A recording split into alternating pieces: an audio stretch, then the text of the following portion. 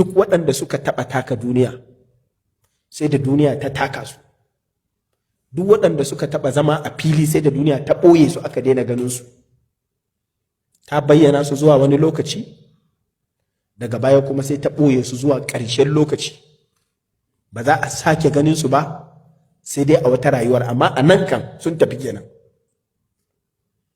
Tun da ta rufe annabawa aka sa musu ita a kansu, wallahi da ni da kai ma sai an ɓoye mu, sai ta danne mu a kwance a nan duniya. Kana tsaye kana tafiya, kana zaune kana hutawa, kana kishingide kana shakatawa, kana kwance kana sararawa, amma in ta sa ka za ta danne ka kwanta yadda ba za ka samu inda za ka iya miƙewa ka zauna ba.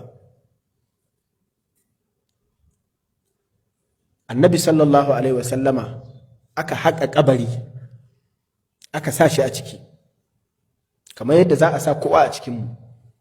‘Yarsa na Fatima take cewa Anas, afatabat anfusukum an tahthu turaba ala rasulillah, yanzu ku har ranku ya muku daɗi ku ɗauki manzan Allah ku sa a ƙasa, ku ɗebi ƙasa ku sa masa?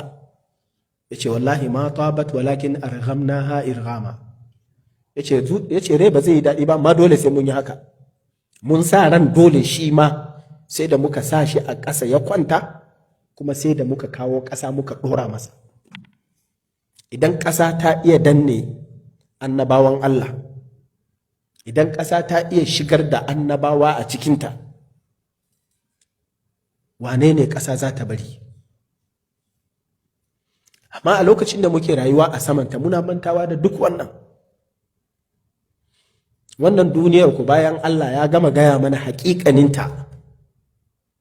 Bal tu'thiruna al-hayata ad-dunya wal akhiratu khair wa abqa. Sai gashi kuna fifita zaɓin rayuwar duniya, ita ce kawai a gabanku, ita kuke tunawa, duk hankoronku a kanta ne. Alhali lahira ta fi duniya alheri, kuma ta fi tabbas, kuma ita idan an ce ta fi wanzuwa. Wannan duniyar ba ta da